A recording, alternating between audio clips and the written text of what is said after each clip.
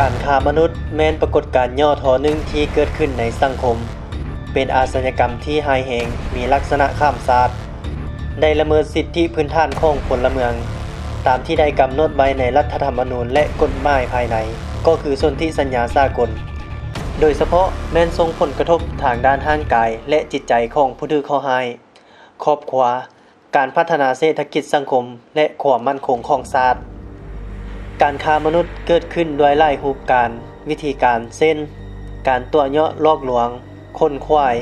ซื้อจ้างจอบอ้อยไปท่องเที่ยวไปขายเครื่องไปเสิร์ฟอาหารอยู่สถานบริการบันเทิงและห้านกินดื่มต่างๆไปแต่งดองกับคนต่างประเทศด้วยหลายรูปการมั่นหมายวางค่าดองส่วนใดส่วนหนึ่งแล้วแล่นเอกสารต่างๆเพื่อไปต่างประเทศนอกนี้ยังมีการค้นคว้าเอาแรงงานลาว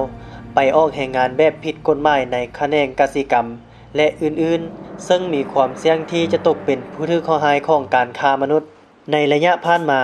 พรรครัฐบาลได้เอาใจใส่โต้เวียกงานต้านการค้ามนุษย์และถือเป็นเวียกงานหนึ่งที่สำคัญโดยได้เอาเวียกงานนี้เข้าในแผนพัฒนาเศรษฐกิจสังคม5ปีครั้งที่8ของรัฐบาลและได้จัดสรรงบประมาณจำนวนหนึ่งรับใช้เวียกงานดังกล่าว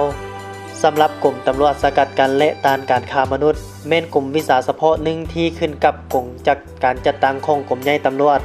มีภาระบทบาทเป็นเสนาธิการให้กรมใหญ่ตำรวจในการค้นคว้าวางแผนการแผนงานกำหนดโครงการเพื่อนำพาบรรษาติดตามกวดกาสุกยูคุ้มครองนำใส่ปรับปรุงและก่อสร้างกำลังตำรวจสกัดกั้นและต้านการค้ามนุษย์ทุกขั้นในทั่วประเทศให้มีความเข้มแข็งทางด้านวิสาเฉพาะซอกฮู้กำแน่นทุกสภาพการเคลื่อนไหวของพวกก่ออาชญากรรมค้ามนุษย์การใช้ความหุนแหงต่อแม่หญิงและเด็กน้อยการกระทำผิดต่อสายผัวพันผัวเมียครอบครัวและฮีตของประเพณีเพื่อมีมาตรการสกัดกั้นแก้ไขดำเนินคดีอย่างทันการนอกนั้นยังเป็นเสนาธิการให้กองเลขาคณะกรรมการต้านการค้ามนุษย์และกองเลขายุติธรรมสำหรับเด็กผ่านมาคณะกรมพร้อมด้วยนายและพลตำรวจได้ซุ่มใส่ปฏิบัติหน้าที่การเมืองตามภาระบทบาทของตนอย่างตั้งหน้าภายใต้การชี้นำพาจากคณะพรรคคณะนำกรมใหญ่ตำรวจกองเลขาคณะกรรมการต้านการค้ามนุษย์อย่างใกล้ชิดและเป็นปกติพันขยายมติของกองประชุมคณะพรรคกรมใหญ่ตำรวจครั้งที่1แผนงานและ4โครงการของกรมใหญ่ตำรวจโดยเฉพาะแม่นโครงการต้านอาชญากรรมเข้าสู่เวียกงานตัวจริงประกอบส่วนเข้าในขบวนการรวมของกระทรวงกรมใหญ่ตำรวจในการหั่นเอากำลังลงก่อสร้างหักฐานอยู่นครหลวงเวียงจันทน์และแขวงบ่อแก้วได้ซุ่มใส่เวียกงานโฆษณาศึกษาอบรมประชาชนบรรดาเผ่าอยู่หลายแขวงบนที่มีความเสี่ยงของการค้ามนุษย์ผลิตชื่อโฆษณารายการโทรภาพและวิทยุต่างๆเพื่อให้ทั่วสังคมมีความรับรู้เข้าใจมีสติมีส่วนร่วมในการป้องกันและต้านการค้ามนุษย์ได้เฮ็ดเวียกงานขึ้นบัญชีพื้นที่เป้าหมายเส้นทางที่มีความเสี่ยงและดำเนินการแก้ไขคดีค้ามนุษย์ฝึกอบรมเวียกงานการกำหนดตัว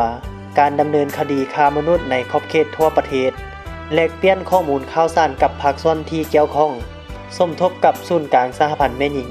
โดยเฉพาะแม่นศูนย์ให้คำปรึกษาปกป้องแม่หญิงเด็กน้อยในการรับส่งผู้ถูกข้อหาจากการค้ามนุษย์อยู่ภายในและต่างประเทศ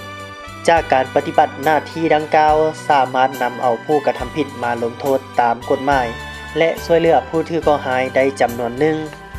ได้ประกอบส่วนค้นคว้าสร้างกฎหมายและนิติกรรมลุ่มกฎหมายเช่นกฎหมายว่าด้วยการต้านการค้ามนุษย์เป็นอันเฉพาะซึ่งรับรองในปี 2015 และประกาศใช้ปี 2016 พร้อมนั้นยังได้ปรับปรุงดำรัสว่าด้วยการจัดตั้งและการเคลื่อนไหวของคณะกรรมการต้านการค้ามนุษย์ระดับชาติฉบับเลขที่156/นย.เป็นฉบับเลขที่245/นย.ลงวันที่3กรกฎาคม 2018 สร้างและจัดตั้งพันขยายแผนงานแห่งชาติว่าด้วยการสกัดกั้นและต้านการค้ามนุษย์ระยะปี 2013-2015 และระยะปี 2017-2020 การสร้างและปรับปรุงกงจักรรับผิดชอบเวียกงานต้านการค้ามนุษย์ระดับชาติและแขวงได้สร้างความเข้มแข็งให้องค์การปกครองบ้านและภาคส่วนที่เกี่ยวข้องในการต้านการค้ามนุษย์ได้สร้างฐานเก็บกำข้อมูลสำหรับการต้านการค้ามนุษย์ ซึ่งพร้อมนำใช้ในครบเขตทั่วประเทศ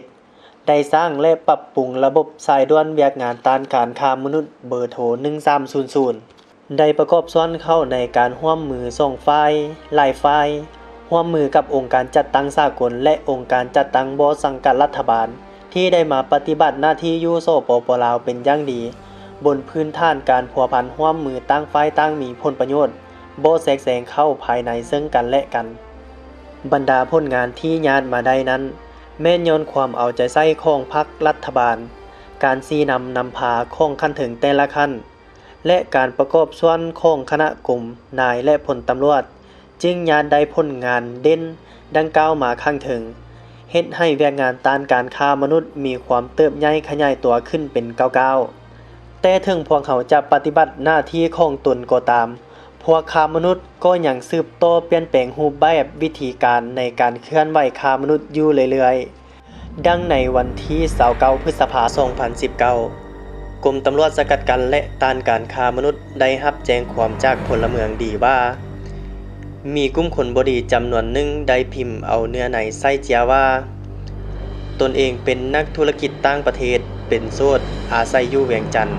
กำลังซอกหาหญิงสาวลาวอายุระหว่าง 17-23 ปีมาเป็นเมียถ้าสนใจให้ติดต่อเบอร์โทร WhatsApp ของผู้ช่วยแล้วเอาไปแจกจ่ายอยู่บางสถาบันการศึกษาในนครหลวงเวียงจันทน์และต่างแขวง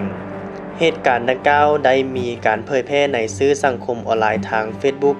เมื่อได้รับข้อมูลคือแนวนั้นกรมตำรวจสกัดกั้นและต้านการค้ามนุษย์ได้ลงเก็บกำข้อมูลตามจุดที่พวกเกี่ยวได้เคลื่อนไหวเห็นว่าเหตุการณ์ดังกล่าวมีจริงแท้จึงได้สืบต่อติดตามการเคลื่อนไหวของพวกเกี่ยวจนฮอดวันที่2มิถุนายน 2019โดยมีการประสานสมทบกับเหล่ารบวิสาเฉพาะอยู่ศูนย์กลางและท้องถิ่นสามารถนำตัวได้1คนมาดำเนินการแก้ไขตามระเบียบกฎหมายส่วนผู้ที่ยังเหลือแม้นจะสืบต่อติดตามนำตัวต่อไปเหตุการณ์ดังกล่าวเฮ็ดให้พ่อแม่ประชาชนลาวบรรดาเผ่ามีความเป็นห่วงเป็นใยย่านแม่หญิงและเด็กน้อยมีความเสี่ยงที่จะตกเป็นผู้ถูกข่มขืนจากการค้ามนุษย์เพราะการกระทำนี้เป็นการแตะต้องถึงฮีตของประเพณีวัฒนธรรมอันดีงามของชาติและความเป็นระเบียบเรียบร้อยของสังคมถ้าหากว่าพวกเขาทุกคนบ่ร่วมมือร่วมใจกันเป็นเจ้าการนำกันและเฮ็ดเวียกร่วมกันอย่างมีประสิทธิภาพปัญหาการค้ามนุษย์จะยิ่งเพิ่มขึ้นและสร้างความเสียหายให้พลเมืองลาวเศรษฐกิจสังคมและประเทศชาติอย่างหลีกเลี่ยงบ่ได้เด็กน้อยลูกหลานและวัยหนุ่มลาวจะมีความเสี่ยงต่อการตกเป็นเหยื่อหลายขึ้นดังนั้นเพื่อเป็นการปกป้องสิทธิผลประโยชน์ของพลเมืองลาวเพื่อเป็นการป้องกันตนเองก็คือครอบครัวจึงเรียกร้องมายังพ่อแม่ประชาชนลาวบรรดาเผ่าในขอบเขตทั่วประเทศให้มีสติระวังตัว